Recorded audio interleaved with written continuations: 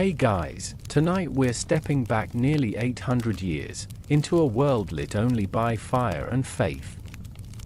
Imagine walls of cold stone, the air thick with the smell of beeswax and incense, and a silence so profound you can hear your own blood humming in your ears. We're going to explore a story of forbidden love, the kind that poets write about and that the church most definitely had some very strong opinions on. This is the tale of a nun and a knight, and spoiler alert, if you were in their shoes, you probably wouldn't survive this. The medieval world didn't really do a happily ever after for rule breakers. So, before you get comfortable, take a moment to like the video and subscribe, but only if you genuinely enjoy what I do here. I'd love to see where you're all listening from tonight, so drop your city and local time in the comments below. It's always amazing to see this little community stretching across the globe. Now, dim the lights, maybe turn on a fan for that soft background hum, and let's ease into tonight's journey together. Your world is defined by bells. Not the frantic, urgent bells of a city watchtower, but the slow, sonorous toll of the abbey's bronze heart, swinging in its stone belfry. Its voice marks the passing of your days, dividing them into the sacred rhythm of the canonical hours. It's the sound that wakes you long before the sun, calling you from your simple straw pallet for matins and lauds, your sleepy footsteps echoing softly on the cold flagstones as you join your sisters in the chapel. It calls you again for prime as the first week light filters through the high-arched windows, and again for terce, sext, and nun, pulling you from your work at the mid-morning, noon, and mid-afternoon. Finally, Vespers and Compline guide you toward the evening and the blessed release of sleep. This divine schedule is the very scaffolding of your life, a structure of prayer and contemplation that holds you steady. You are a bride of Christ, and your home is the priory of St. Arno. Its thick stone walls separate you from the grime and chaos of the 13th century world. Outside those walls lies a life you remember in fleeting, hazy images, the mud-choked streets of your father's town, the raw hunger in the eyes of peasants, the ever-present threat of sickness and sudden violence. Here, inside, there is order. There is purpose. There is peace. You chose this life, a decision made when you were just 16. Historians still argue whether women of your time primarily entered convents for genuine spiritual devotion or as a respectable alternative to a difficult marriage or societal neglect. For you, the truth is a gentle tangle of both. You felt a calling, a deep, quiet pull toward a life of the spirit. But you also saw the cloister as a refuge, a fortress against a world where a woman's worth was measured in dowries and sons. Your days are not spent only in prayer. Your hands, though clean and uncalloused compared to a field worker's, are rarely idle. You work in the hortus, the convent sprawling herb garden, a place of profound and practical magic. Here, you cultivate the ingredients for the priory's health and survival. Rows of lavender for calming tinctures and for scenting the linen. Clumps of comfrey, its roots to be mashed into a poultice for sprains and broken bones. Bright yellow calendula flowers, their petals to be steeped in oil for soothing irritated skin. You move between the raised beds, the coarse wool of your habit, a kind of built-in, perpetual penance, scratching lightly at your ankles. You know these plants intimately, not just by name but by their very essence. You follow the quiet wisdom of the doctrine of signatures, a fringe belief, perhaps, but one that feels true in your hands. The mottled leaves of lungwort must be for the lungs, and the vibrant red juice of St. John's wort mirrors the blood it helps to purify. This is your contribution to the community. Other sisters work in the scriptorium, their heads bent in silent concentration as they copy holy texts onto expensive vellum, the scrape of their quills a soft, constant whisper. Still others spin wool, weave cloth, or tend to the honeycombs of the apiary. Each has their role in the delicate ecosystem of the priory. There's a quiet companionship in the shared work, a bond forged in the rhythms of labor and prayer. You exchange knowing glances with Sister Constance when a novice sings off-key during psalms, or share a rare, stifled laugh with Sister Beatrix when a cat chases a mouse right through the middle of the refectory during the silent noon meal. It's not a life of overt joy, but one of deep, abiding contentment. You feel safe here. You are sheltered from the ambitions of men, the brutalities of war, and the terrible risks of childbirth that claim so many women you once knew. Your path is set. You will grow old within these walls. Your voice will grow thin and reedy with age, your hands will become gnarled from decades of tending your herbs, and one day, you will be laid to rest in the small, simple cemetery behind the chapel, your name carved onto a plain wooden cross, your soul commended to God.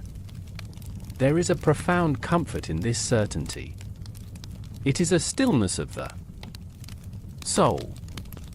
The world outside can rage and burn, but here, in the heart of St. Arnaud, the bells will toll, the prayers will be sung, and the seasons will turn in their proper order. Tonight, as the final bell for Compline fades into the deepening twilight, you make your way to your cell. It's a small, whitewashed room, containing only your narrow bed, a wooden chest for your few possessions, and a small crucifix on the wall. The air is cool and smells of stone and the distant, sweet scent of night-blooming jasmine from the garden. You lie down, pulling the thin wool blanket up to your chin, and listen. The familiar sounds of the priory settling down for the night are a lullaby, the distant clatter of a pot from the kitchens, the soft cough of an elderly sister in the cell next to yours, the sigh of the wind in the eaves. Your body is tired, your mind is quiet, and your heart is at peace. You are utterly, completely, and blessedly unaware that the entire foundation of this peaceful world is about to crack.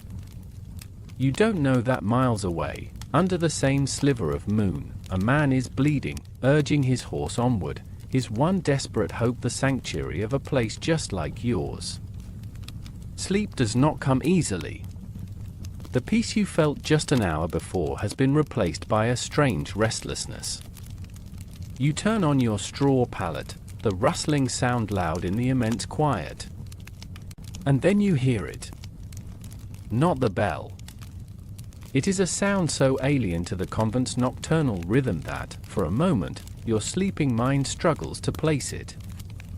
A frantic, desperate pounding on the heavy oak of the main gate. It's followed by a man's voice, raw and strained, shouting words you can't quite make out. It is the sound of the world hammering on your door. Instantly, the priory awakens. Not with light and noise, but with a ripple of unseen movement. A door creaks open down the corridor. You hear the whisper of slippered feet. You sit up, your heart a frantic bird against your ribs, and pull your dark woolen habit on over your simple night shift. Peeking from your cell door, you see other shadowy figures doing the same, their faces pale and questioning in the slivers of moonlight. The air, usually so still, is now humming with a nervous energy. This is more drama than you've seen in 5 years, easily beating that time Sister Agnes swore she saw a demon in the cheese cellar. The authoritative, calm voice of the abbess, Mother Isabel, cuts through the low murmur of confusion. She is already moving through the cloister, a single lit candle held high, her presence an instant anchor in the sea of uncertainty. Sisters, return to your cells. Sister Elodie, attend me at the gatehouse. Do not be alarmed. God is with us. Her words are meant to soothe, but the very need to say them confirms the gravity of the situation. You retreat as ordered, but you don't close your door completely, leaving just enough of a crack to see. You are supposed to be above worldly curiosity, but you are still human. The pounding comes again, more insistent this time. You hear the heavy wooden bar of the gate being lifted, the groan of immense iron hinges that have not moved at this hour in your memory.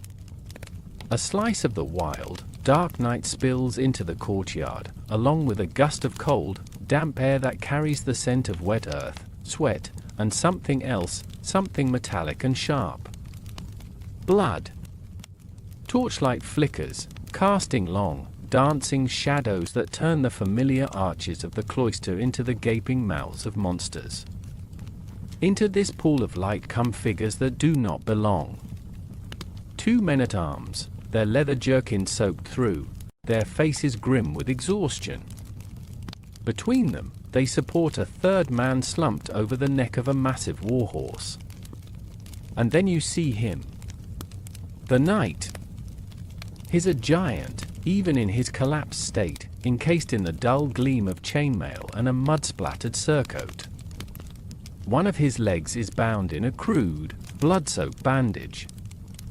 His helmet is gone, and his dark hair is matted to his brow with sweat and grime. He is a brutal intrusion of steel and blood into your world of stone and prayer. Mother Isabel stands her ground, her small form radiating an authority that belies her size. The candlelight catches the silver threads in her wimple but leaves her eyes in shadow.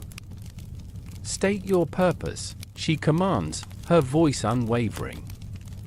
Sanctuary, Reverend Mother, says one of the soldiers, his voice a hoarse plea. We were ambushed not 5 leagues from here. Our Lord is gravely wounded. We beg the mercy of the Church.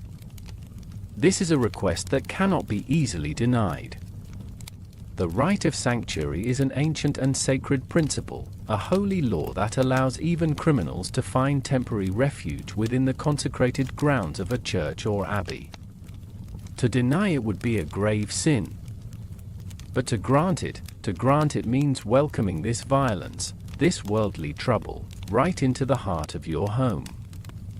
Scholars debate just how porous the walls of a convent really were, questioning whether they were true hermitages or active participants in local economies and politics. Tonight, it seems your walls are very porous indeed. The abbess's face is unreadable, but you can almost hear the silent calculations, weighing piety against the very real danger this man and his troubles might bring. After a silence that stretches for an eternity, she gives a single, sharp nod. Bring him to the infirmary. He will be tended to. Your weapons will remain at the gate. The men almost sag with relief. As they half carry, half drag their lord from his horse, his head lolls back, and for a fleeting moment, his face is illuminated by the torch. It's a young face, shockingly so, etched with pain but handsome beneath the filth. Your breath catches in your throat. The small procession clanks and shuffles past the cloister where you and the other sisters are hidden. You hear Mother Isabel giving quiet, rapid orders. Sister Marguerite, your skills are needed. Bring your case. We'll need boiled wine, clean linen, and cobwebs to staunch the bleeding. You wrinkle your nose slightly at that last part. While using clean cobwebs as a makeshift bandage was a common practice, the thought of it still makes you shudder. It feels like inviting the dust of the world directly into a wound. The great gate clangs shut, the bar thuds back into place, and an unnatural silence falls once more. The men-at-arms are given bread and ale and a place to sleep in the stables, separated from the main convent. The night is somewhere in the infirmary, a place of sickness and healing on the far side of the priory. But the event has left a permanent mark on the night. The air is still charged, the memory of the shouting and the scent of blood lingering like a ghost. You finally retreat fully into your cell and lie down, but the image of the wounded knight is seared into your mind's eye. The calm rhythm of your life has been broken. The beat that has replaced it is faster, more dangerous, and feels alarmingly like the frantic thumping of your own heart. Sleep is now an impossibility. The grey, pre-dawn light that usually promises the calm beginning of matins now seems cold and foreboding. You haven't slept. Every time you closed your eyes, you saw the image of the night's pain-etched face, illuminated by the torchlight. Before the wake-up bell can even sound its first call, a soft, hesitant knock comes at your door. It's Sister Agnes, a young novice, her eyes wide in the gloom. The Reverend Mother asks for you, she whispers, her voice trembling slightly. In the infirmary. A cold knot of certainty and dread forms in your stomach. Of course. Your herbs. Your steady hands. Your knowledge of poultices and tinctures. You simply nod, your own voice feeling distant and disconnected as you reply, I am coming. You walk behind the novice through the silent, sleeping priory. The path to the infirmary, one you have walked 1,000 times to deliver remedies or sit with an ailing sister, feels alien tonight. Each step takes you further from the predictable safety of your cell and closer to the raw intrusion of the outside world. The air is still and heavy, and you realize the entire priory is holding its breath. The infirmary is a long, narrow stone room, usually a place of quiet convalescence. Tonight, it is a chamber of crisis. The familiar, clean scent of dried lavender and chamomile is choked by the metallic tang of blood and the sharp, acidic smell of cheap wine being used for cleaning. Sister Marguerite, the infirmera, is a stooped, kindly woman in her late 60s. She's trying to organize linen strips on a table, but her hands tremble, and her face is a mask of distress.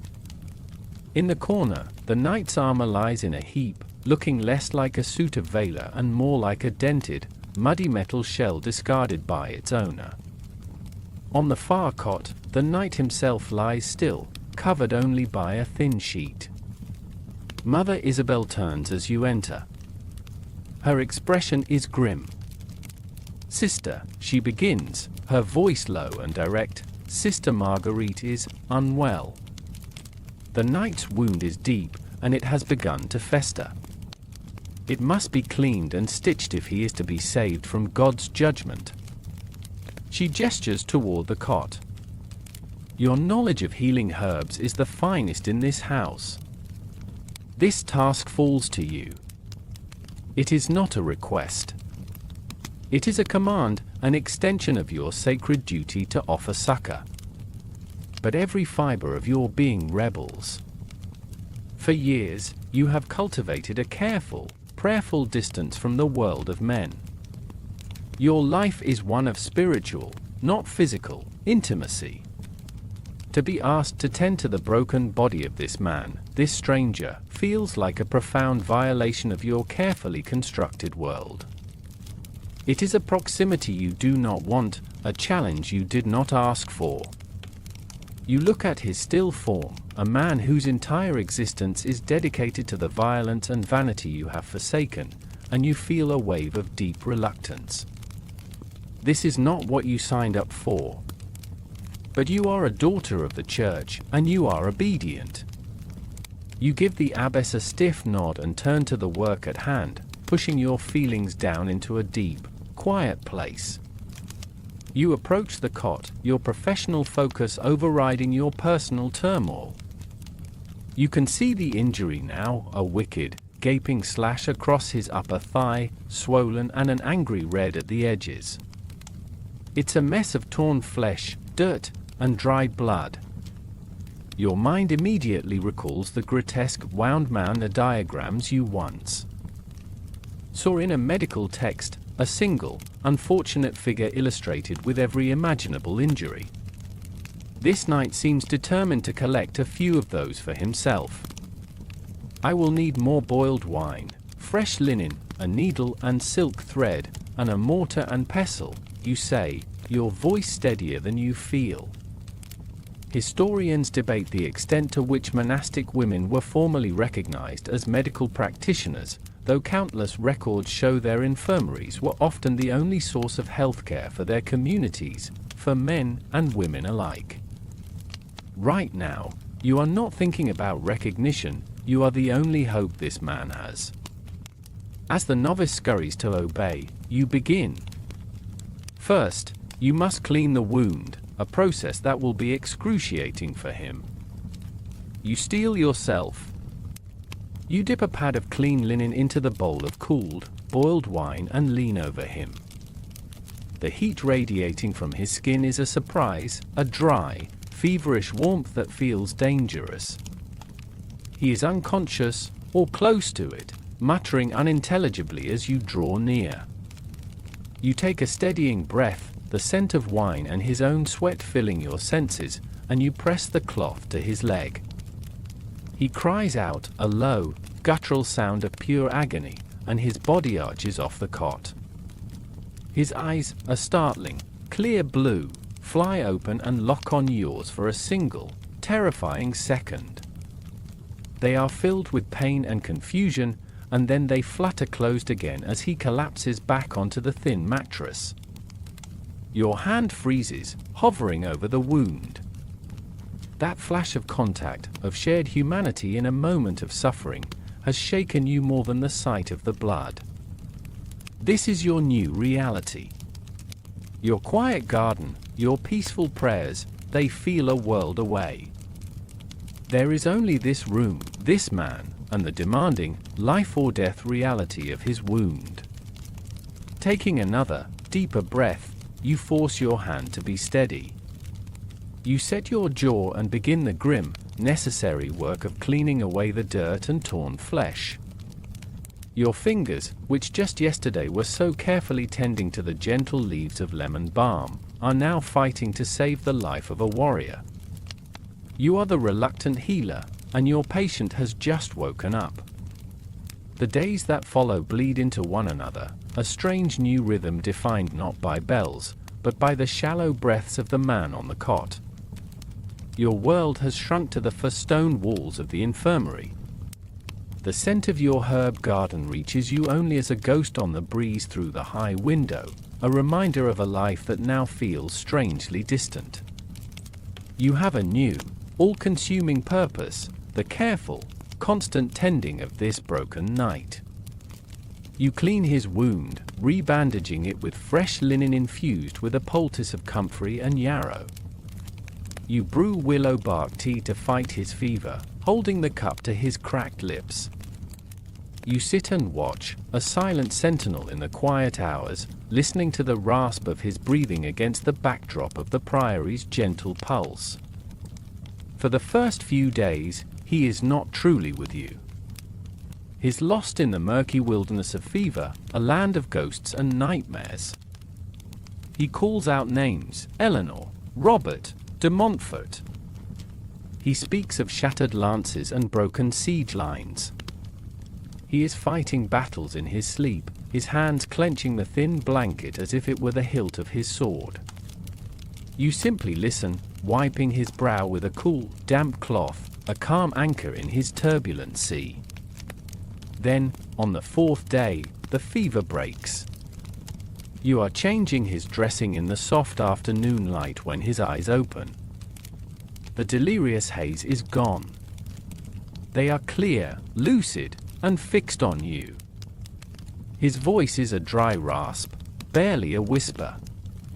You have a gentle touch, he says, for a nun. You flinch, pulling back slightly.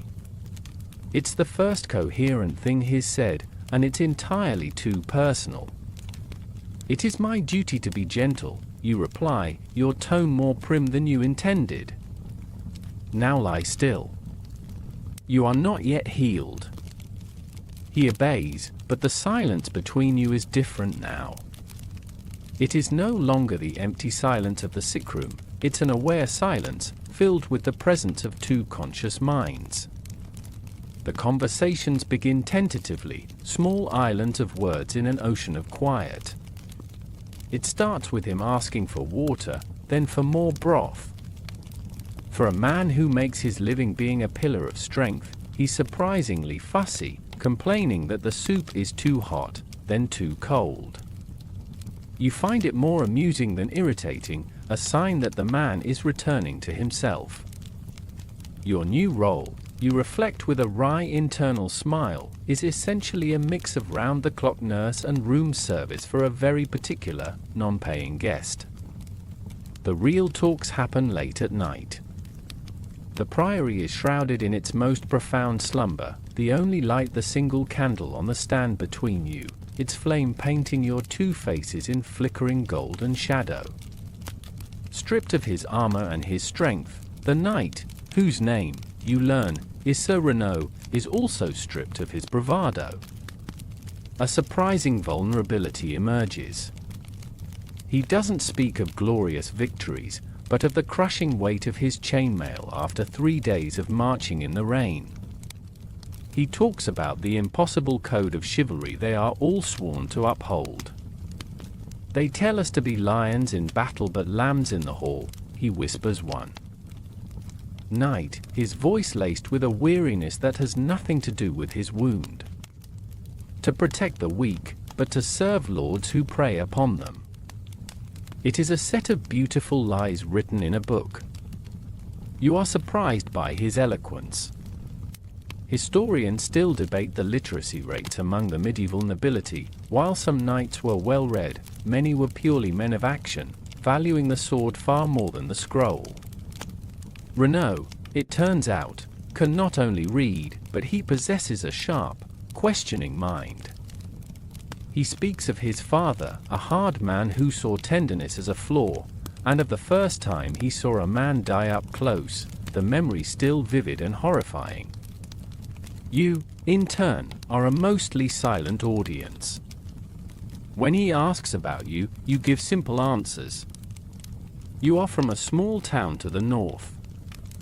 You prefer the garden to the scriptorium. You find peace in the order of this life. But his questions make you see your own world differently. You are not afraid of God, he asks. I fear his judgment, you reply honestly. But I am not afraid of him. He is my comfort. He has never been a comfort to me, Renaud says, staring up at the shadowy ceiling.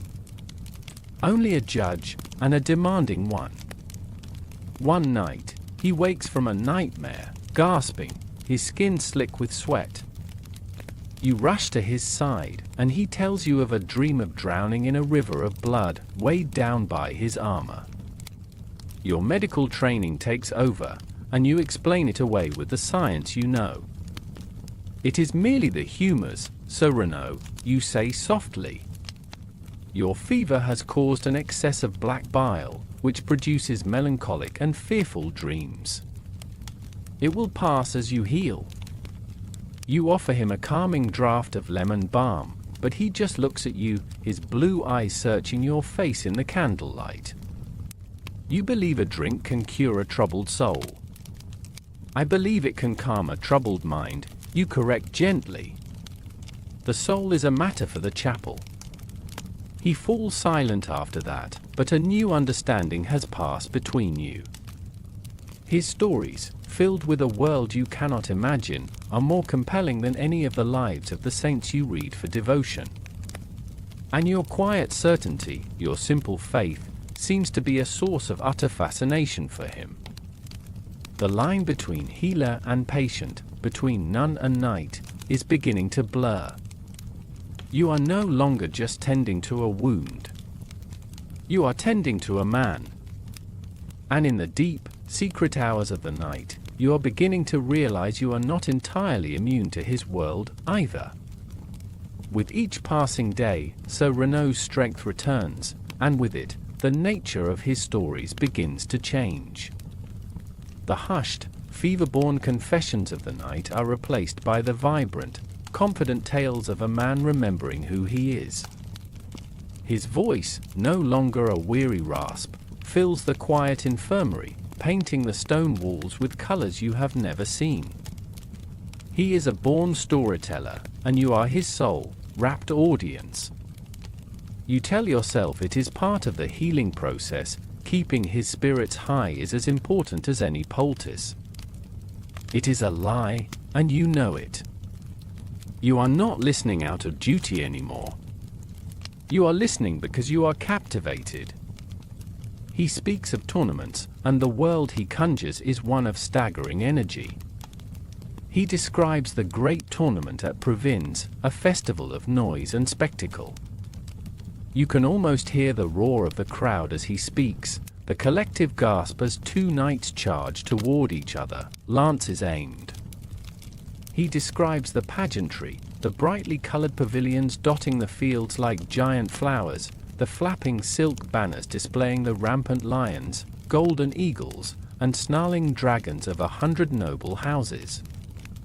He tells you of the Tree of Shields, an ancient oak where newly arrived knights would hang their shields, and a challenger had only to tap one with the point of his lance to issue a challenge for the joust. It sounds like something from a legend, a far cry from the Priory's most exciting event last month, which involved a batch of bread that rose a little too enthusiastically. Every moment is scored by sound, he says, his eyes alight with the memory. The herald's trumpets, the neighing of the destriers, the boom of the announcer's voice. But the best sound, he leans forward conspiratorially, is the crack of a lance, when you strike your opponent's shield perfectly square. It's like a bolt of lightning in your hands. A clean break. He explains the complex rules, the points awarded for each splintered lance, the glory of unhorsing a rival. He also speaks of the melee, the chaotic mock battle where dozens of knights clash in a single, swirling tempest of blunted steel and battered bodies. Historians still debate whether these tournaments were merely elaborate and dangerous sport, or if they served a crucial military function as a form of mass training for knights. Listening to Renaud, you understand it was both the glorious, deadly game and the most serious practice for the grim reality of war. He speaks of the feast afterward, of tables groaning under the weight of roasted swans and peacocks, of spiced wine and honeyed cakes. He describes the ladies in the stands, adorned in vibrant silks and velvets, their intricate headdresses, the famous pennons, towering towards the heavens. You try to picture it, these women who look like exotic birds, and wonder, with a touch of sarcasm, how they manage to sit upright, let alone breathe. Then his stories move beyond the borders of France. He speaks of a pilgrimage he once made to Santiago de Compostela in Spain, and his words carry you out of the infirmary, out of the priory, out of your life. He describes crossing the great mountains of the Pyrenees, where the air was so thin it made his lungs ache and the eagles soared below him. He tells you of the sea, a concept as foreign to you as a dragon.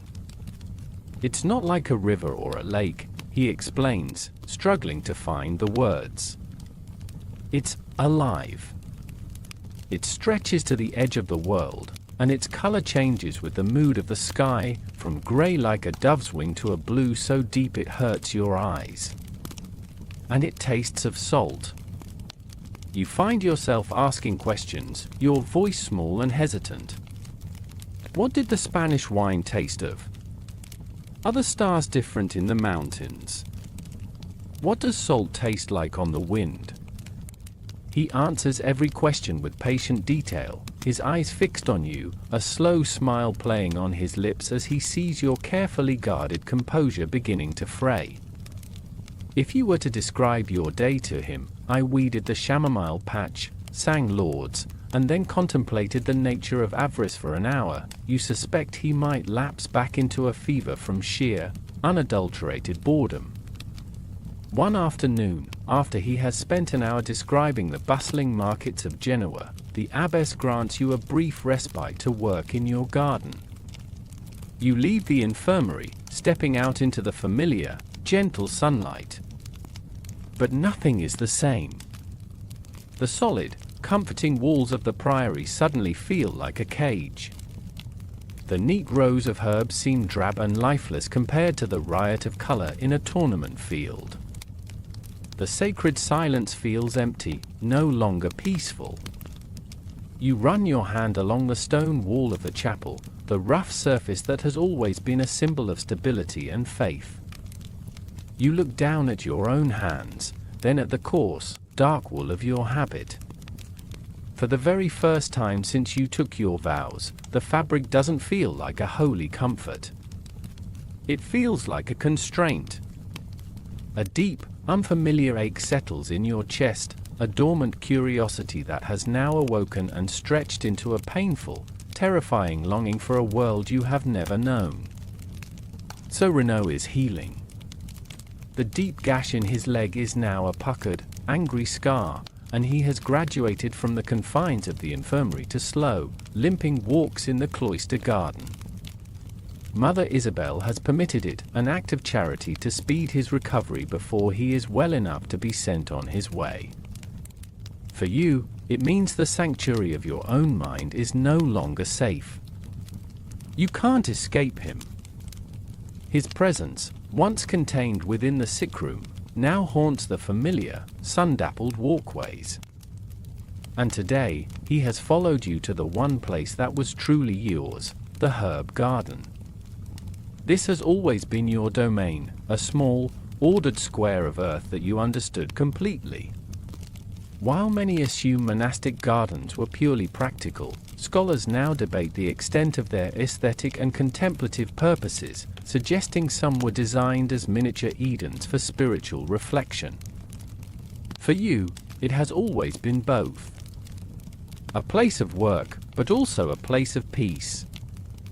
Now, with Renaud standing among your carefully tended plants, his tall frame casting a long shadow over the beds, it feels like a different territory entirely.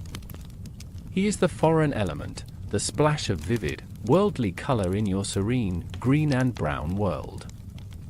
He is full of a gentle curiosity, turning the tables on your infirmary conversations.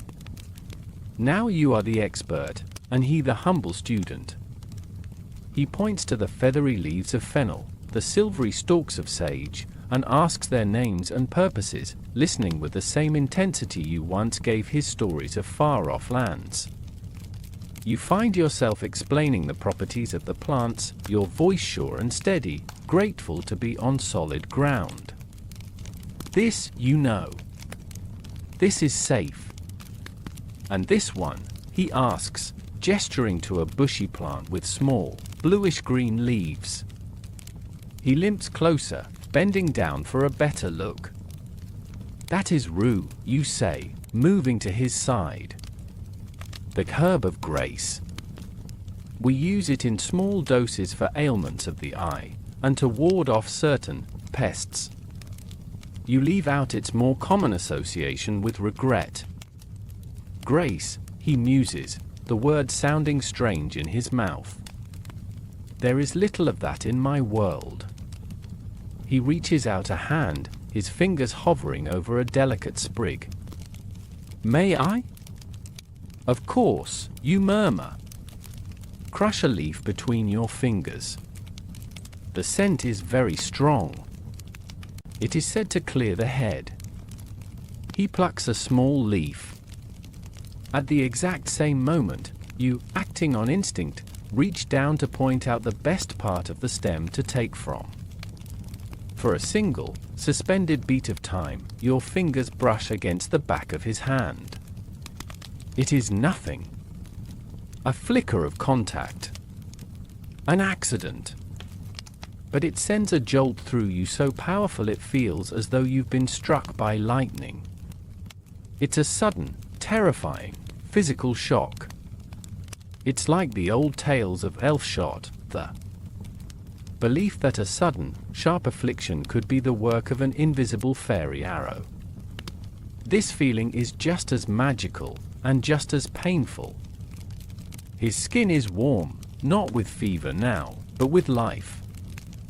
It's inexplicably soft against your own calloused fingertips.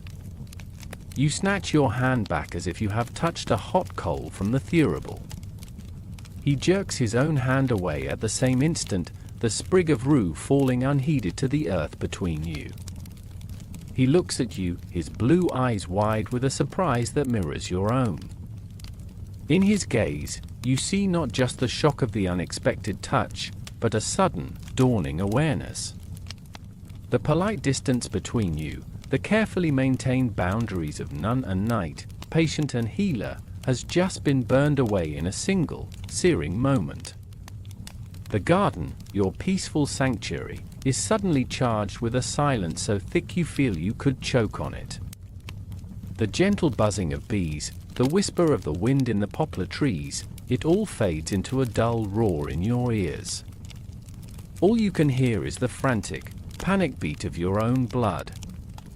You are acutely aware of his closeness, of the scent of wool and leather and clean male skin, so different from the familiar convent smells of beeswax and old stone. You feel a hot blush creeping up your neck and you think, with a surge of pure panic, nuns do not blush. Blushing is vanity. Stop it. If Mother Isabel were to see the look that just passed between you, you'd be on your knees scrubbing the entire north transept with a fistful of bristles. I have forgotten the time, you stammer, the words clumsy and false. Vespers. I must prepare for Vespers. It's a ridiculous lie. The sun is still high in the sky. But you cannot stand here, in this suddenly small and suffocating garden, for a second longer.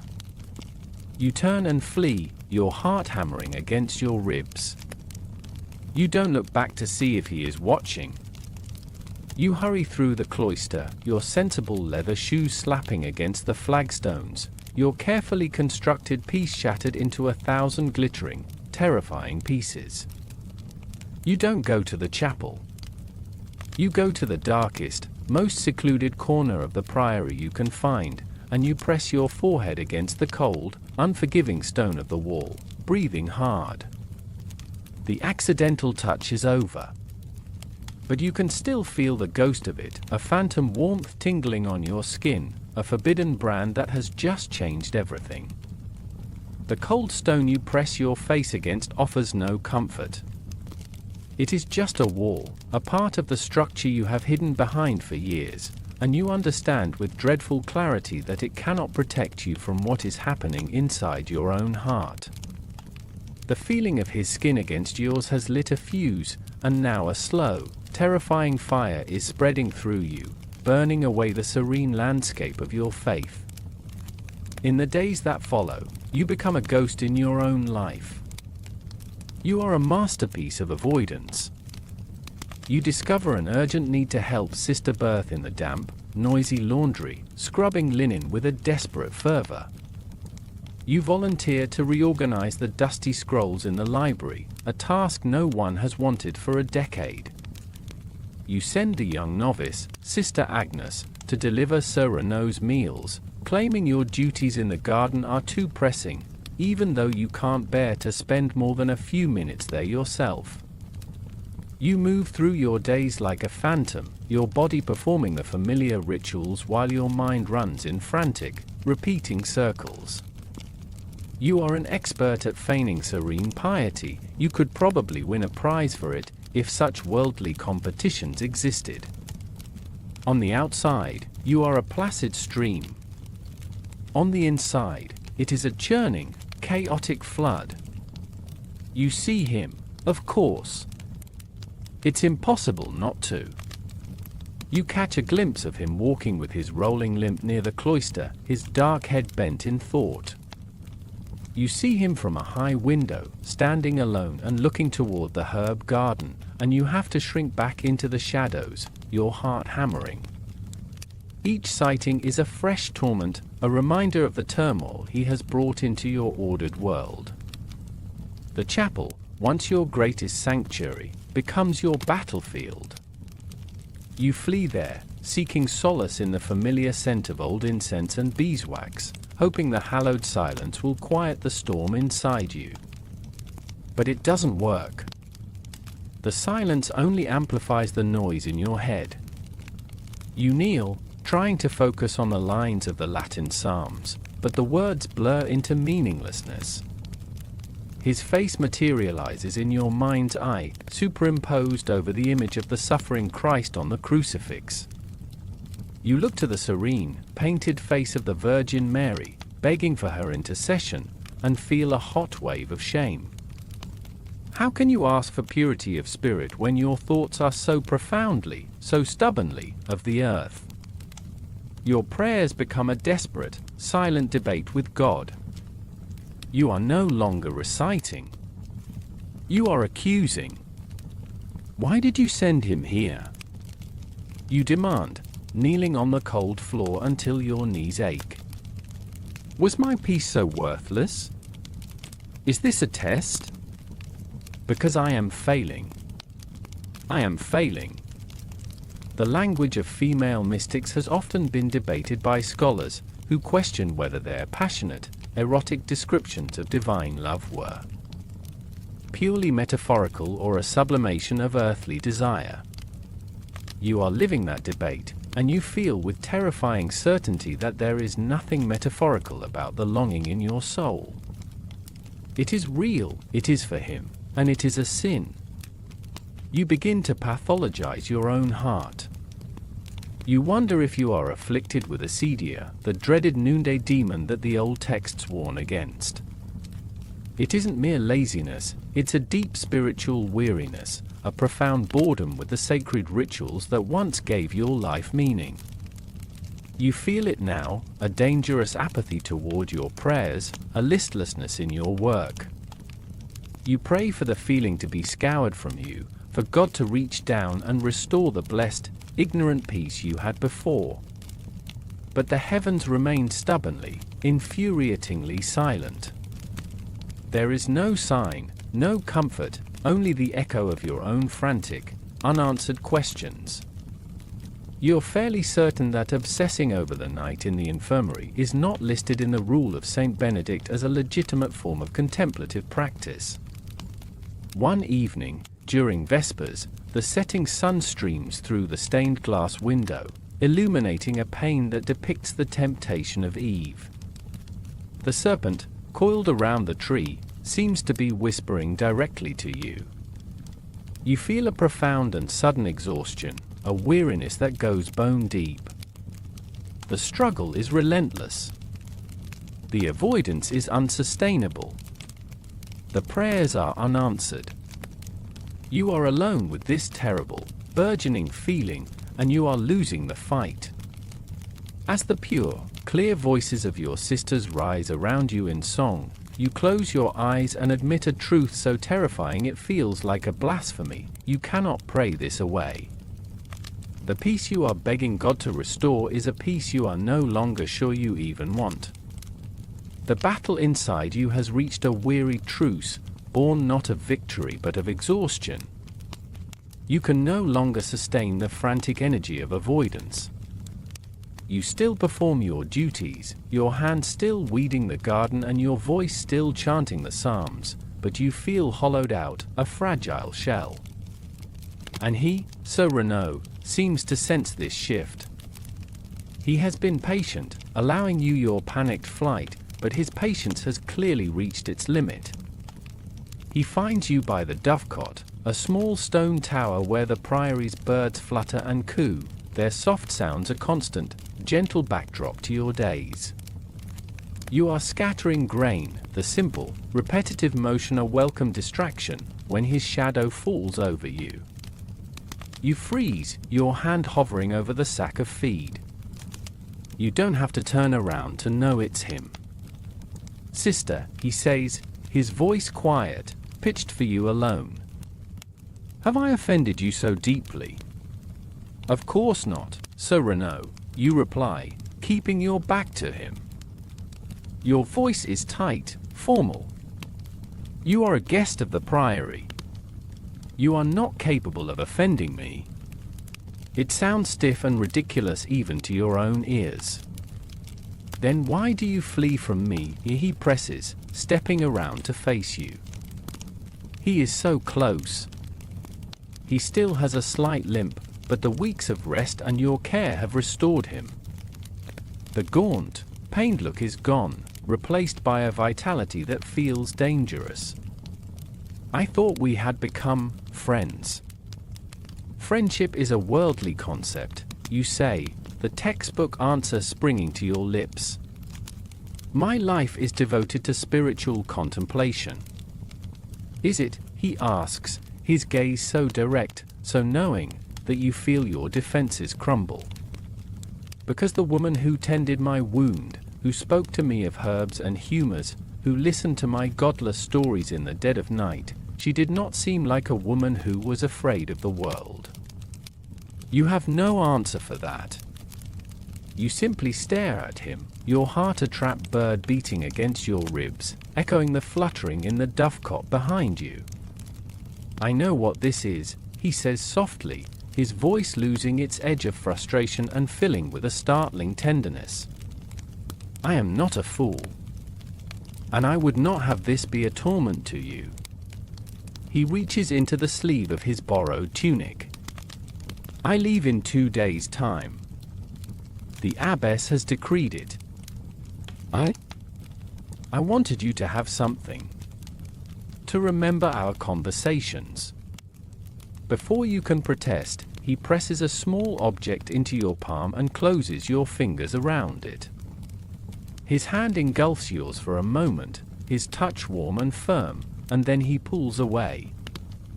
You look down. Lying in your hand is a small bird, exquisitely carved from a piece of light-colored wood. It is no bigger than your thumb, its head cocked slightly, its tiny wings neatly folded. The craftsmanship is simple but perfect. It has been smoothed and polished until it feels like a river stone. You know instantly that he carved it himself, whittling away the long, tedious hours of his recovery with a knife and a piece of scrap wood. It was a common pastime for men at rest, but this feels anything but common. Your first instinct is to drop it, to thrust it back at him.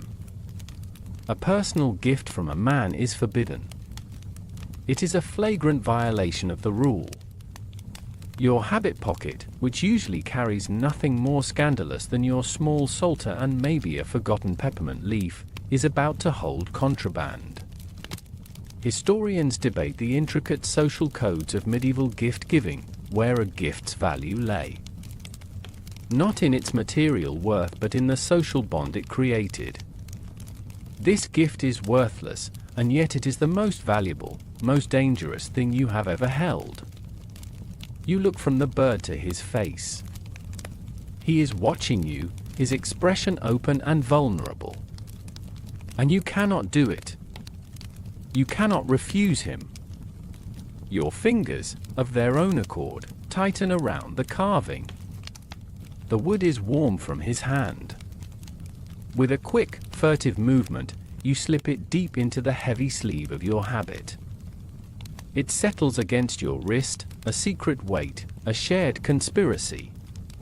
I must go, you whisper, and this time, you do not run.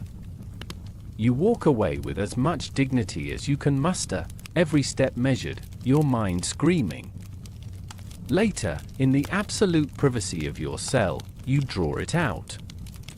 By the thin light of the moon slanting through the high window, you examine the little bird. He has captured the essence of it perfectly. In the medieval bestiaries, a bird often represents the human soul, forever aspiring to leave the earth and fly towards God. You trace the smooth lines of the carving with your fingertip. This is no longer just a feeling. It is no longer a memory or a fleeting touch in a garden. It is a tangible thing. It is an offering. It is a choice you have already made by accepting it. The little wooden bird is a promise he has made, and a secret you now have to keep. It lies in your hand, a tiny, perfect, impossible weight, threatening to pull your whole world off its axis. The wooden bird lives in the deep pocket of your habit, a secret, solid presence against your thigh. It is a constant reminder, a focal point for your turmoil. You find your hand straying to it unconsciously, your fingers brushing the smooth wood through the rough wool, a gesture of reassurance that you are not imagining things. This new, secret weight has made you clumsy in your own life. You are distracted, jumpy. During Lords, your voice falters mid-chant, your mind having wandered to a sun-drenched tournament field. In the refectory, you stare blankly at your wooden bowl, the abbess's reading of the rule of Saint Benedict washing over you unheard.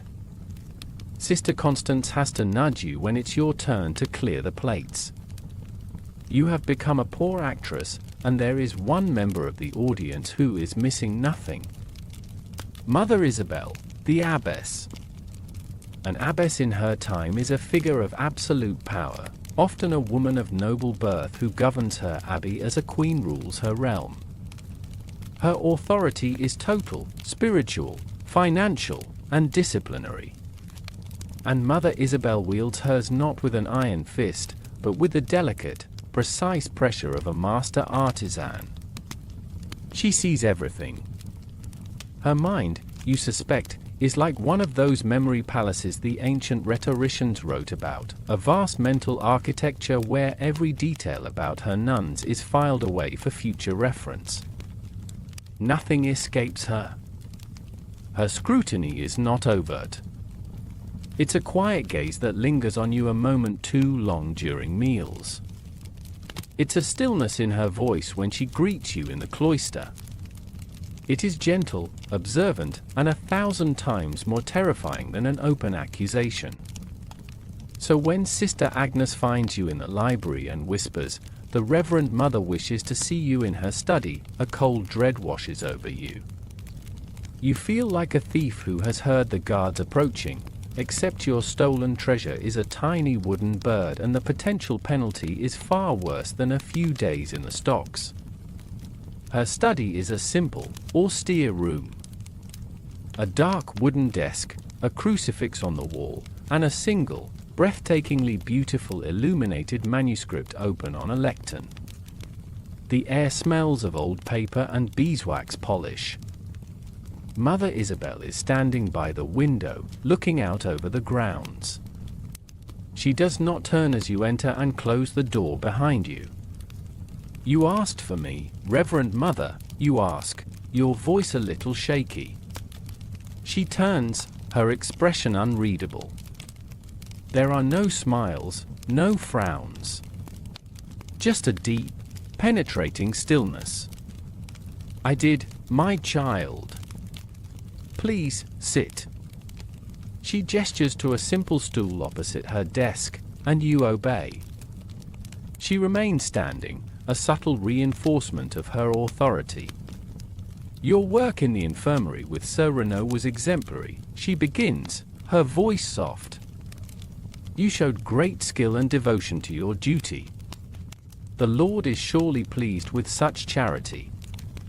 "Thank you, Reverend Mother. And your work in the garden has always been a source of pride for this priory." She pauses, letting the silence hang in the air. "Which is why your recent distraction has become a concern to me." You feel the blood drain from your face. The wooden bird in your pocket suddenly feels as heavy as a millstone. "You seem burdened, my child," she continues, her voice still infuriatingly gentle. "Your mind is elsewhere during your devotions. Sister Marguerite tells me you sent the wrong herbs to the kitchen twice this week. This is not like you." She takes a step closer. "Is there a sickness in your body? Or is there a sickness in your soul that you wish to confess?" Every question is a careful, painful probe. You are certain she can see the outline of the bird through the thick wool of your habit, certain she can smell your guilt. You stammer out denials, lies. "That tastes like ash in your mouth." "No, Reverend Mother." I am well. I have just been tired. The nights are warm. I have not been sleeping soundly. Her eyes, the pale grey of a winter sky, never leave your face. I see. She doesn't believe you. You both know it. The methods of enforcing monastic discipline were not always formal. Scholars debate the effectiveness of public penance versus the subtle forms of psychological pressure that a wise abbess could apply. Right now, you feel that pressure crushing you. She lets the silence stretch again, a masterful, torturous technique. Finally, she clasps her hands before her. So Renaud leaves on the morrow. His men are prepared. I trust his presence has not been a disruption to the spiritual harmony of this house. It's not a question. It's a statement, loaded with unspoken meaning. No, Reverend Mother, you lie again. She gives a small, almost imperceptible nod. Good. She moves back behind her desk, a silent signal that the audience is over. As you rise to leave, her voice, soft as ever, stops you at the door. Whatever troubles your heart, child, bring it into the light. Secrets are like mushrooms. They grow best in the dark, and some of them are poison. You escape into the corridor, your heart pounding with a mixture of terror and relief. You weren't discovered. Not exactly. But you have been warned. The net is tightening, the walls of your secret closing in. Renaud leaves tomorrow. And the abbess, your wise and watchful spiritual mother, is watching you. The day of his departure dawns cold and grey, the sky a sheet of unblemished slate. A strange, tense quiet hangs over the priory. For the other sisters, it is the calm before a return to normalcy. For you, it is the silence of an execution morning. The abbess's warning echoes in your mind, bring it into the light. But the secret you carry is a creature of darkness, you know it would burn to ash in the full glare of confession. You move through the morning rituals in a daze, the wooden bird in your pocket a cold, heavy weight. He finds you, as you knew he would. You are leaving the chapel after prime, seeking a moment of solitude in the chill of the cloister. He steps out from behind a thick stone pillar, his timing so precise you know he must have been waiting. He is dressed for travel, not in the dented armor he arrived in, but in a heavy wool tunic and leather boots. He looks like a stranger again, a man of the road, and the sight of him sends a fresh pang of loss through you. They are packing the horses, he says, his voice low and urgent. There is no time for pleasantries.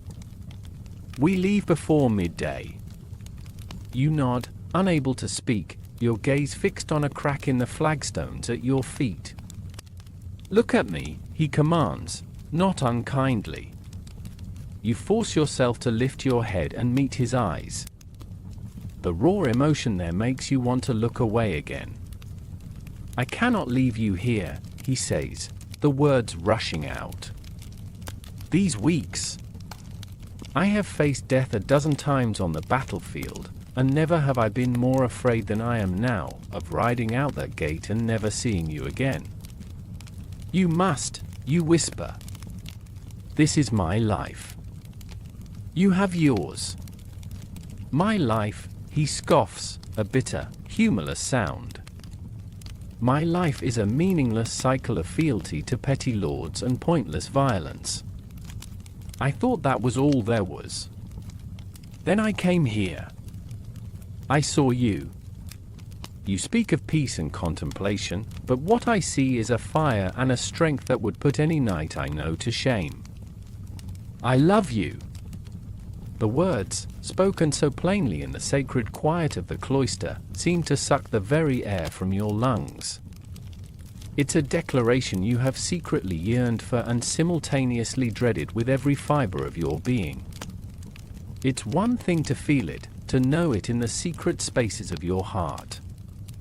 It's another to have it spoken aloud, a solid thing in the world, undeniable and dangerous. You don't know what you are saying, you manage, shaking your head. I am a sponsor Christi, a bride of Christ. I have taken vows. You can feel the phantom weight of the simple ring you received at your profession, a symbol of that holy, mystical marriage. Renaud is asking you to commit the ultimate adultery. And I will make a vow to you, he counters, taking a step closer, his voice dropping to a passionate, desperate whisper. A vow against a vow. I will swear on my honor, my name, and my immortal soul. Leave with me. I will make you my wife. I will protect you. I will give you a life, a real life, full of color and travel and love. A life beyond these gray walls. His promise hangs in the air between you, a knight's sacred oath, a worldly vow of protection and devotion pitted directly against the divine vows of poverty, chastity, and obedience that have been the entire foundation of your world. To break your vows is not just a sin, it is a crime under the laws of the Church. The punishment is excommunication, to be cast out from the community of God, to die without sacraments and risk eternal hellfire. He is not just offering you love, he is offering you damnation. Historians debate the legal standing of clandestine marriages, vows made per verba de presenti, where a man and a woman declare their consent to each other and are, in that moment, wed. To you, in this desperate instant, his promise feels as binding and as solemn as any ceremony before a priest. It is a choice between two heavens and two hells, the cold, certain heaven of the priory or the warm, uncertain heaven of his arms. The abbess, she is watching me, you whisper, the fear finally overriding the shock. I know, he says grimly. Her kind sees everything. That is why we must be careful. He reaches out, and for a fleeting second you think he will touch you, but he stops himself. There is a small postern gate in the west wall, behind the old bakehouse. It is overgrown and the lock is rusted through. I checked it myself. I will leave with my men through the main gate. But I will circle back. I will wait for you by that gate until the moon is high. If you are not there, I will know your answer. He gives you one last, long look, his eyes full of hope and fear. Then, as silently as he appeared, he is gone. You are left alone in the cloister, the echo of his words ringing in your ears. He has placed an impossible choice in your hands. A vow against a vow. Your soul against your heart. And you have until moonrise to decide. The great wooden doors of the priory gate close behind Sir Renaud and his men with a boom of dreadful finality. You watch from a high window in the scriptorium, a vantage point that feels both secret and cowardly. The small party of horsemen looks diminished as it moves down the muddy track, shrinking with every step, soon to be swallowed by the vast, uncaring landscape. For all intents and purposes, the story is over. The disruption has been removed. The priory can exhale and return to its sacred rhythm. But you know the truth. The story isn't over. A new, terrifying chapter is waiting to be written, and the quill is now in your trembling hand. The hours that follow are a special kind of agony. Time stretches and compresses, each moment an eternity, the whole afternoon a frantic, breathless race towards the rising of the moon. You are a soul in purgatory, wandering the familiar grounds of your life, seeing everything as if for the last time. Every stone, every scent, Every sound is part of an argument raging within you. You find yourself in the chapel, kneeling before the altar. This should be the heart of your world, the source of all your comfort and certainty. But today, the air is cold, the silence judgmental. You stare at the carved figure of Christ on the cross, his face a mask of holy suffering. You have always been taught that his sacrifice is the ultimate act of love. But is sacrifice the only kind of love God recognizes? Is a slow, passionless withering of the spirit in his service more holy than a life lived fully, with a heart full of forbidden, human feeling? Your prayer is a silent scream. Show me a sign. Tell me what to do. But there is nothing. Only the impassive gaze of a painted wooden statue. You flee to the herb garden. Here, the world is alive. You run your fingers over the feathery leaves of dill, crush a sprig of rosemary to your nose. This is the life you are contemplating leaving, a life of purpose, of creation, of gentle, useful magic. You could stay.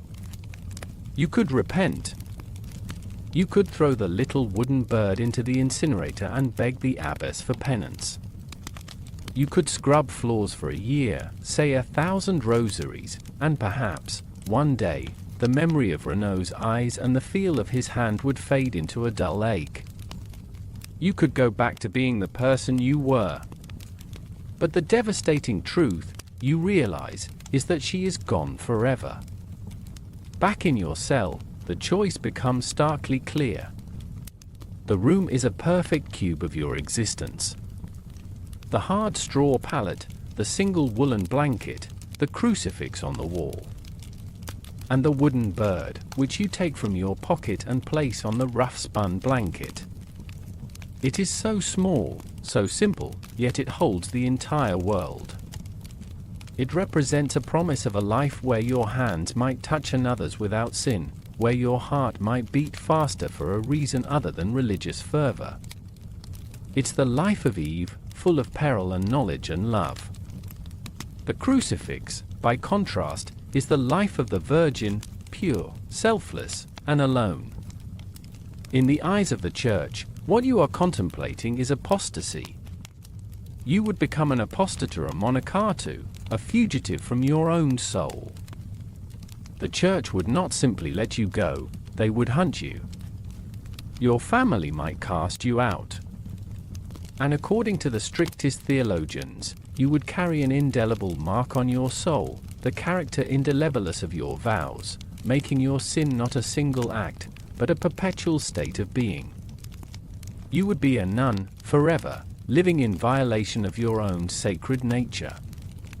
On the grand cosmic list of things a nun must not do, you think with a flash of dark humor, this has to be near the very top, probably nestled somewhere between heresy and actively collaborating with Satan. The bell tolls for Vespers. The sound, once a comfort, now feels like a prison bell, marking the hours of your incarceration.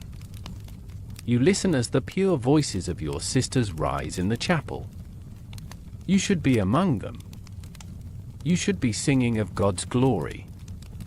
Instead, you are standing in your cell, weighing your soul in the palm of your hand. And in that moment, the war inside you ends. A quiet, cold clarity descends. To stay would be the greater sin. It would be a lie. Every prayer, every chant, every bow of your head would be a performance, your heart a hollow chamber where love for a man has usurped the love of God. Your decision is made. You will go. The agony of the choice recedes, replaced by a terrifying, exhilarating resolve. You are no longer a bride of Christ, wavering in her faith. You are a woman who has chosen a man, and is about to risk everything for him. The sun has set, and the first pale light of the moon is beginning to silver the sky. You look at the little wooden bird one last time, then slip it securely back into your pocket. It is the only thing you will take with you. You turn away from the crucifix on the wall, and without a moment's hesitation, you walk to the door of your cell and step out into the hallway, leaving the shell of your old life behind you forever. The point of no return has been crossed. You step out of your cell and into the deep, profound silence of the priory after Carmpline. This is the great silence, a sacred rule commanding quiet from the end of evening prayers until prime the next morning. For all your years of practicing silent, prayerful movement, this is the first time it has felt like a life or death skill. Your initial, blazing resolve now cools into a cold, sharp-edged fear. It is one thing to decide to leave, it is another thing to actually do it. The journey ahead of you is a map of your entire life, but every familiar landmark has now become an obstacle, every shadow a potential enemy. You must cross the dormitory wing, navigate the open cloister, and find a forgotten gate in a wall designed to keep the world out and you in. The layout of the priory, meant for logical, holy procession, is now a treacherous landscape you must traverse as a traitor. Your bare feet, you have left your noisy leather shoes behind, make no sound on the cold flagstones of the corridor. You pass the cell of Sister Beatrix, who snores with a soft, rumbling sound like a contented cat. You pass the door of Sister Constance, your friend, and a wave of guilt washes over you so intense it almost brings you to your knees. She will wake in the morning and find you gone. She will pray for your fallen soul. You push the thought away. Regret is a luxury you cannot afford. The dormitory opens onto the cloister, and this is the most dangerous part. The moon is high and bright, flooding the open square with a ghostly, silver light. There is no cover here. You feel naked, exposed, a single dark figure moving through a space meant for communal prayer, not secret flight. The carved statues of the saints in their niches seem to watch you pass, their stone faces impassive but, in your panicked mind, deeply accusatory.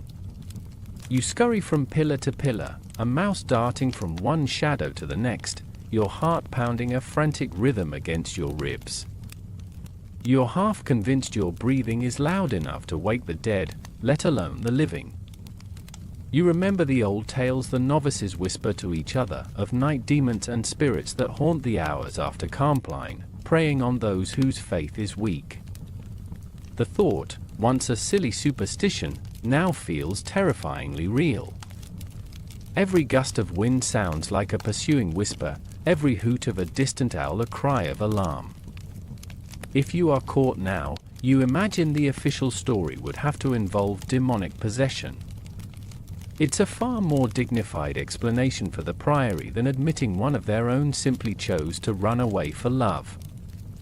Leaving the cloister, you slip past the refectory and the kitchens, the air still holding the faint, phantom smells of stewed lentils and baked bread, the scent of your abandoned life. You are heading for the west wall, towards the old bakehouse that fell into disuse decades ago. Historians debate how secure monastic enclosures truly were. While the walls and rules were formidable, records of escapes and illicit comings and goings suggest these holy fortresses were often more permeable than they appeared. You are staking your entire future on that permeability. You find the gate exactly where he said it would be. It's barely a gate at all, more a suggestion of one, almost completely consumed by a thick curtain of ancient ivy. It is smaller than you imagined, a low archway of crumbling stone. You reach out a trembling hand and touch the lock. It's a solid piece of rusted iron, thick and immovable. For a sickening moment, you think he was wrong, that you are trapped. You pull, and it holds fast. Panic seizes you. You pull again, harder this time, throwing your entire weight into it. With a low, groaning screech of tortured metal that sounds as loud as a thunderclap in the silence, the rusted latch gives way. You freeze, listening, every muscle tensed. You wait for the sound of shouting, of running feet, of the alarm bell. But there is nothing. Only the chirping of crickets and the frantic beating of your own heart. You have done it. You have made it through the priory. You have reached the final barrier between the world you know and the world he has promised. You stand in the deep shadow of the wall, your hand on the cold, rough wood of the door, and you take a deep, shuddering breath. The conspiracy is complete. All that is left is to step through.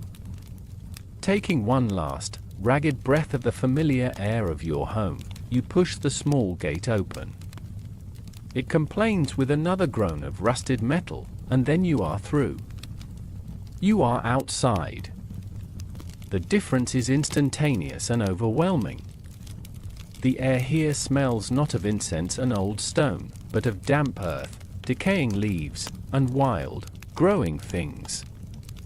The ground beneath your bare feet is not smooth, worn flagstone, but a rough carpet of twigs, moss, and sharp little pebbles that make you wince. You have just stepped off the edge of your known world. For a terrifying second, you see nothing but a tangle of shadows and the skeletal forms of trees reaching for the moon. Panic, cold and sharp, lances through you. He is not here. He has gone.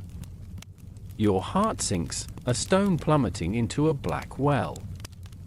But then, a figure detaches itself from the deep shadow of a sprawling oak tree some 20 paces away. It's him.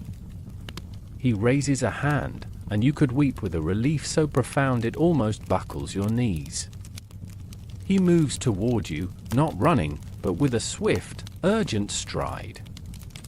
He is alone, holding the reins of two horses that shift and snort softly in the darkness. They are not the massive war horses you might have imagined, but smaller, leaner animals, palfreys, bred for travel, not for battle. He stops just before you, his face a landscape of moonlight and shadow, his eyes drinking you in. You came, he breathes, the words a puff of white in the cold air. I came, you reply, your voice sounding thin and foreign to your own ears. He reaches out and cups your face in his hands. His palms are calloused and warm, and the touch is so full of tenderness, so shockingly real after a lifetime of chase distance, that you instinctively lean into it. This is not an accident in a garden. This is a deliberate, claiming touch. I was afraid, he confesses. I was a fool to ask it of you. I was a fool to come, you whisper, but there is no regret in your voice, only a dizzying sense of inevitability. There is no more time for words. He leads you to one of the horses, his hand securely on your arm. Can you ride? He asks. You shake your head. With a strength that surprises you, he puts his hands on your waist and lifts you, seating you sideways on the saddle as if you weigh nothing at all. He passes you the reins, showing you how to hold them, his fingers brushing yours in a quick, instructional touch. He swings himself onto his own horse with fluid grace, and then he is off, your own horse following his lead, tied by a rope to his saddle. The motion is terrifying at first, a wild, jostling rhythm that threatens to unseat you at any moment. This is nothing like the gentle stories of ladies riding through the woods. This is a jarring, frantic flight, and you cling to the pommel with a grip of pure fear. You duck under low-hanging branches that seem to claw at your veil, your habit snagging on thorns. You are fleeing into the forest at night, a place your imagination has always populated with wolves, outlaws, and lost souls. It seems fitting. After what feels like an eternity of heart-pounding travel, you emerge from the thickest part of the woods and onto a high ridge. Renaud pulls his horse to a stop, and you look back. There, in the valley below, is the Priory of Saint Arnaud. It is a collection of dark, sleeping shapes, its bell tower a single finger pointing at the indifferent moon. It looks so small from here, so contained. An entire world in a stone box. And you are no longer in it. A sob, sharp and painful, escapes you, a sound of grief and terror and a wild, unfamiliar joy all at once. You are an outcast. Your dark habit, once a symbol of your belonging, is now just the perfect camouflage for a fugitive in the night. Renaud turns to you, his face full of concern. Are you all right? You look away from the Priory, your past, and fix your gaze on him, the only solid thing in your new, uncertain universe. You give a single, shaky nod. He nudges his horse, and you begin the descent on the other side of the ridge, plunging back into the darkness. The Priory vanishes from view. The adrenaline begins to fade, replaced by a deep, bone-weary exhaustion and the cold, dawning reality of what you have done. You are a runaway nun, on a borrowed horse, with nothing to your name but a secret wooden bird and the man whose whispered promise has just cost you your immortal soul. The wild, euphoric terror of the escape lasts for as long as the darkness does. But when the sun rises, a merciless, grey eye in the sky, it burns away the romance of your flight, leaving only the drab, aching reality. Freedom, you discover, feels mostly like saddle sores. Every muscle in your body, unaccustomed to the rigors of riding, screams in protest. The hunger that gnaws at your belly is a sharp, demanding presence, entirely different from the gentle, managed abstinence of a fast day at the Priory. You have traded a life of spiritual poverty for a life of the painfully literal kind, and at this moment, you're not entirely sure it's a good bargain. Renaud is no longer the tender rescuer from the moonlit garden. He is a man on the run, his eyes constantly scanning the horizon, his jaw tight with a tension that makes your own shoulders ache in sympathy. The woods and fields that seem to promise liberating anonymity at night are, by day, a checkerboard of potential dangers. Every distant farmer could be a witness, every parish priest an agent of the bishop who has, by now, surely been alerted. You are a fugitive from the most powerful institution on earth. A formal notice of your apostasy would be circulating, your description passed from village to village. There would be a reward. Your habit, the holy uniform that once defined you, is now a beacon that could get you both killed. It's impractical, its long skirts catching on brambles, its dark wool far too hot as the day wears on. But more than that, it is a declaration of your sin. A nun outside her convent without permission is a spectacle, an outrage, an invitation for questions you cannot answer. We need to get you different clothes, Renaud says, his voice flat. It's the first time he's spoken in over an hour. And you must keep your veil drawn. We cannot risk you being seen. The first flicker of real tension sparks between you. And where do you propose I find these clothes, you ask, your voice sharper than you intend, fueled by fear and exhaustion. Should I simply ask the next farmer's wife if she has a spare tunic for a runaway nun? He turns on you, his face hard. Do you think this is a game? Do you think I did not consider this? Your safety is my responsibility now. The weight of that responsibility is clear in the grim lines around his mouth. He looks away, and his voice softens. Forgive me. We are both weary. We will find a way. The way presents itself in the form of a lone, isolated cottage with a thread of smoke rising from its chimney. Renaud dismounts, telling you to wait with the horses deep in the woods. You watch him approach the cottage, a tense, silent negotiation with a woman whose face you cannot see. He returns 20 minutes later with a small, lumpy bundle. He has traded a silver coin, a significant sum, for a coarse, brown woolen tunic, a pair of worn leather shoes, and a small, sharp knife. "This is all I could get," he says, avoiding your eyes. "You will have to change." The moment is deeply, profoundly humiliating. Here, in the indifferent woods, you must strip away the last vestige of your former life. He turns his back, granting you a sliver of privacy. The habit comes off, the familiar weight of the scapular and tunic feeling alien as you pull it over your head for the last time. Beneath it, you wear a simple linen shift.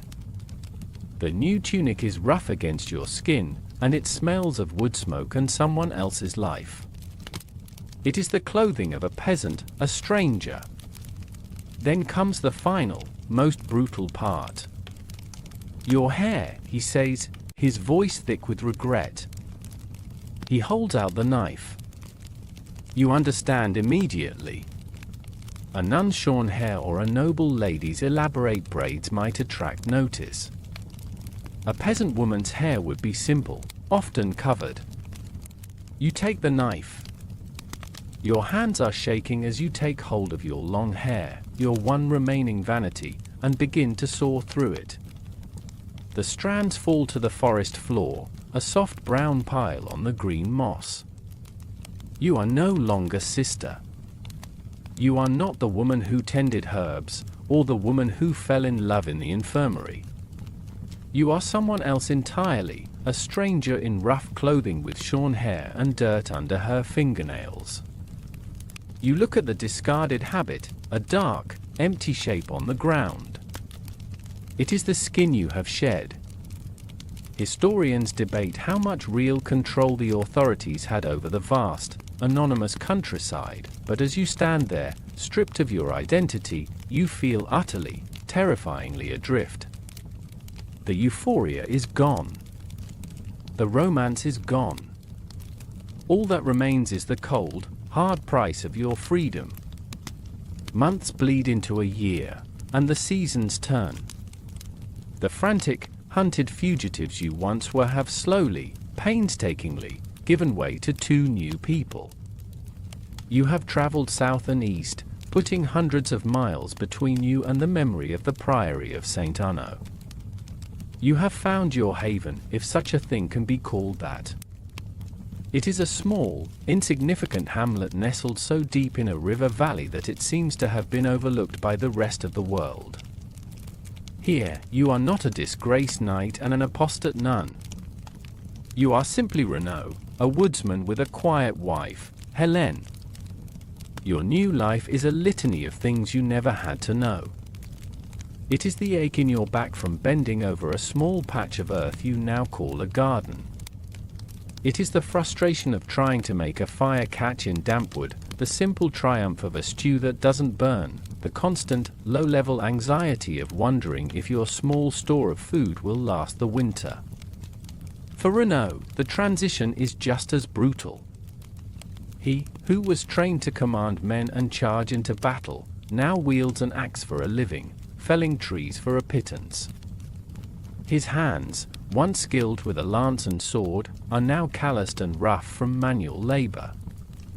The life of a commoner, you've both learned, is one of relentless, grinding work. Yet, in the quiet moments, there is a peace.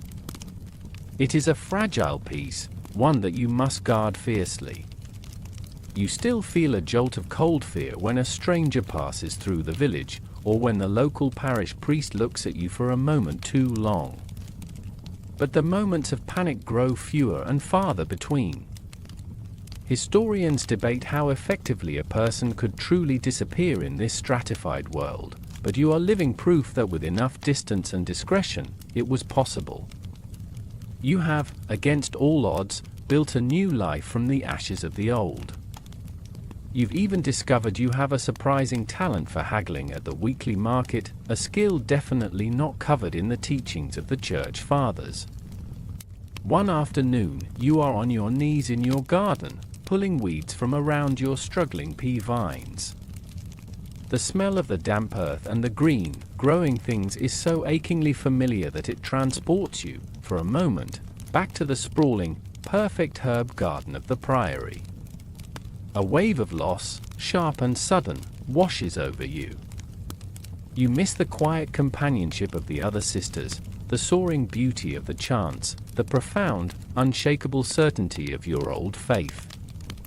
You miss the woman you were, the one who believed so purely. Just then, Renaud comes walking up the path from the woods, his axe slung over his shoulder. He is tired, his face smudged with dirt, but he smiles when he sees you. It's a real smile, not the courtly, polished thing you first saw in the infirmary, but a weary, genuine expression of love. He sits on the ground beside you, complaining about a splinter in his hand with more dramatic flair than he ever did about his near-fatal wound. And in that moment, the pang of loss subsides. The life you had was a beautiful, holy idea. This life, this is real. It is the warmth of his hand in yours, the shared bread at the end of a long day, the quiet understanding in his eyes. It is a love that cost you everything, and you know, with a certainty that finally matches your old faith, that you would pay the price again. That evening, as you sit before your small fire, you discreetly touch the little wooden bird you still keep in a pouch at your waist. It is your only relic, the single tangible object that connects your past to your present. It is the symbol of the choice you made, a reminder of the vow against a vow. Your life is not one of grand passion or high adventure as the minstrels sing. It is a small, quiet, hidden life. But it is a life of love, bought at a tremendous cost, and you guard its fragile peace with the ferocity of a dragon guarding its hoard. It is enough. It is everything.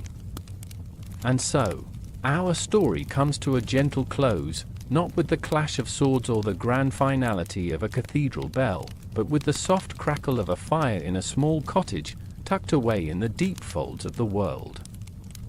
The echoes of the escape, the fear of being hunted, the memory of a life left behind, all of it begins to soften now, fading like the last embers of the hearth as the night deepens. The sharp edges of their dangerous love have been worn smooth by the simple, repeating rhythms of the seasons, by shared work and quiet companionship. Their peace may be fragile, paid for with a forfeited heaven, but it is a peace they have forged with their own hands, in their own time. Let the image of their small, warm home fill you with a sense of calm. The great, tumultuous questions of their souls have been answered, not with thunder and revelation, but with the quiet domesticity of a shared life. There is no more running to be done. There are no more impossible choices to be made. There is only the steady, sleeping breath of a man and a woman who risked everything and found not a kingdom, not a fortune, not a great name in the annals of history, but simply, miraculously, each other. Let go of their struggle now. Let the quiet of their hidden valley become your own. Allow the soft blanket of the evening to settle over you, and let their hard-won peace be the final thought that guides you into your own gentle rest.